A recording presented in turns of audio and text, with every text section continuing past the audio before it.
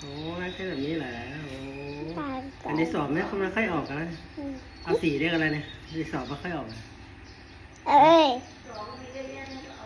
สอบมันไม่ค่อยเห็นสอนจางเขียนแน่นๆเขียนแน่นๆเขียนดีๆให้มันหนาเสร็จยังดีเสร็จยังนะไม่เขียนแล้วทางไหนต่อดูนะเดี๋ยวเต้นโชว์เลยทางการบ้านก่อนเดี๋ยวเต้นโชว์เลยเขียนกันแต่หนู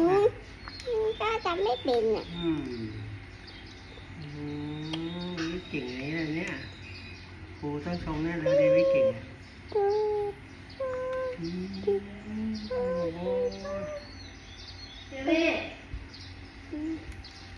ทางกลับบ้านแล้ว ทำไมกลับบ้านแล้วอ่ะ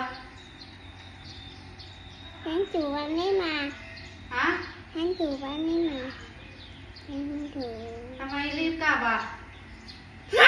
ไอ้กันยันหนึ่งครับเสร็จกันเร็วเดี๋ยวยักษ์มาเร็วเดี๋ยวทำก่อนทำก่อนทำก่อนอีกอันนี้เสร็จแล้วระบายสีแล้ว